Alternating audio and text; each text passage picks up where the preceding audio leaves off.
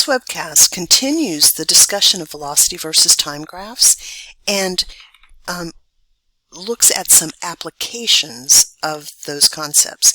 So in number 9, I'm still in worksheet 2B. In number 9, it talks about a clown being shot out of a cannon straight up. So here's the little cannon, and here's the clown, coming up. The graph of his velocity versus time is shown here. So notice that he starts at a velocity of 25, but he gets slower and slower, right? By the time 2.5 seconds have passed, his velocity is 0. Okay, so he's going up and he slows down as he goes up. Now, girls, I promise you he comes down again, but we're only looking at this part of the trip where he's moving upward. Okay? Okay. So it says determine the clown's vertical displacement. We want to know how far did he go before he stopped moving right here for just an instant. Okay, so I have a velocity versus time graph.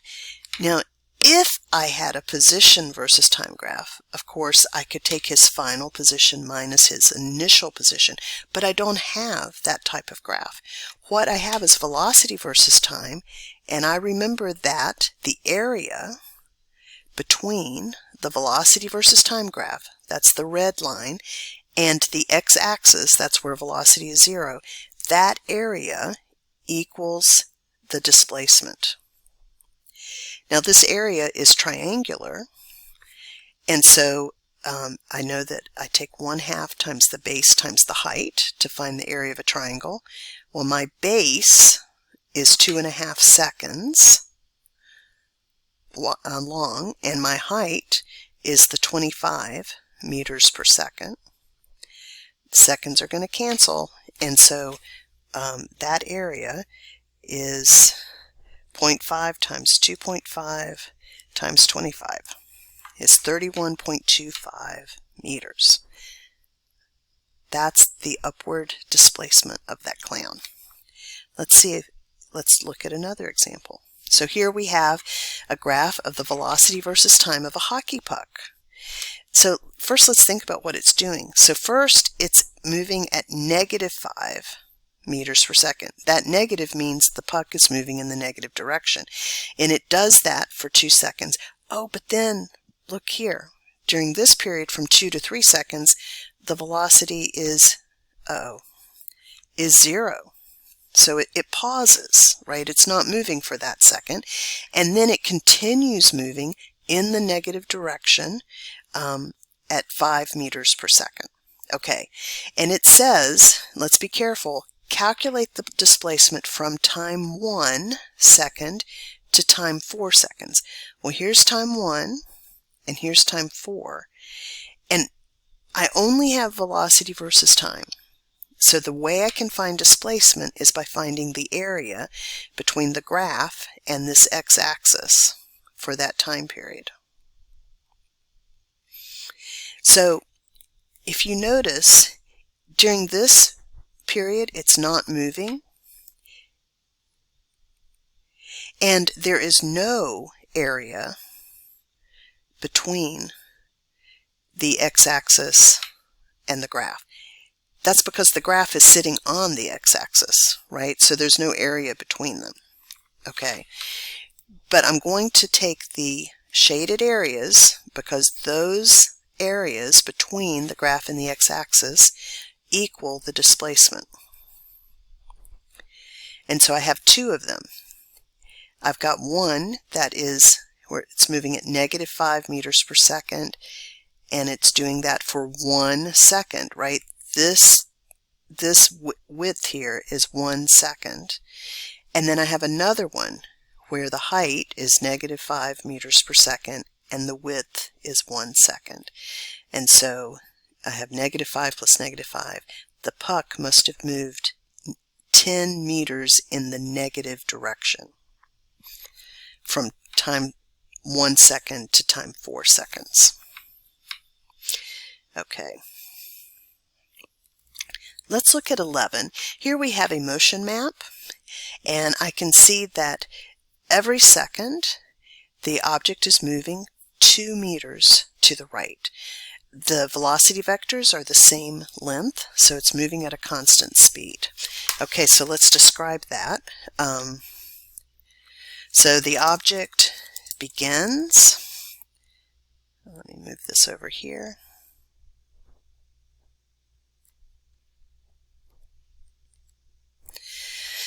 Begins at position 0 meters at time 0. It moves in the positive direction at a speed of 2 meters per second. And how long does it do that for? Well, I see 1, 2, 3, 4, 5 arrows, and so it's doing that for 5 seconds. Okay, so that's what the thing is doing. Let's make the other representations of this motion. So let's do a velocity versus, position versus time graph. I need to show 5 seconds worth of data. And actually, I'm going to go ahead and put a scale on my velocity versus time. And for my position versus time graph, I need to show 2 meters per second. So I think I'll let this be 1 meter, or actually no, I'm sorry. I'm thinking velocity. So this is 1, 2, 3. Oh, I'm going to need a different scale because it moves all the way to 10 meters, right? Okay, so we're going to have to let each square be 2.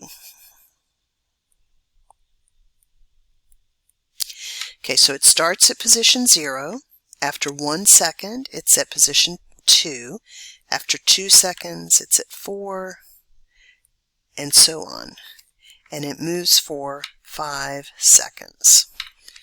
Don't extend the graph past 5 seconds because I don't know what happens after time 5. Okay, that's the position versus time graph. Now, let's make a velocity versus time graph, and it is moving at 2 meters per second, and it does that for 5 seconds. Again, be careful not to let your graph, don't draw this line further than 5 seconds. We only know what's happening for 5 seconds. Okay, so it says write a physics equation that represents this relationship between position and time. Well, position is changing. The slope of this line is 2 meters per second. That's the speed. And then the y-intercept was 0. So I don't need to put that in my equation. So position equals 2 meters per second times the elapsed time. It says use the position versus time graph to find the displacement from 1 to 3.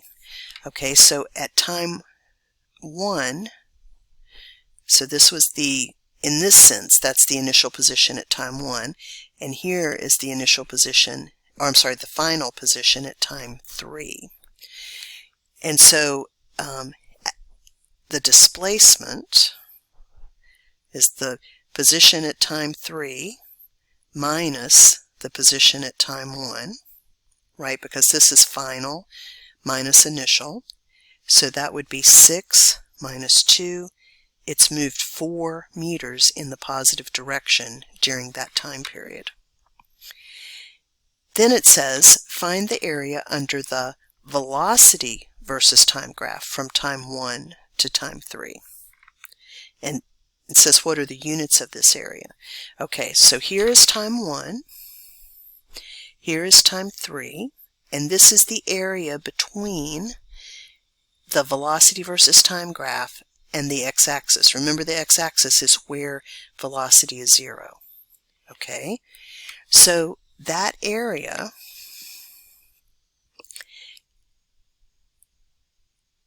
would be, it has a height of 2 meters per second, and it has a width of 2 seconds, and so we have an area of 4 meters, and the units are meters. So this area represents the displacement, the area between the velocity versus time graph, and the x-axis equals the displacement of the object. That's what that area means.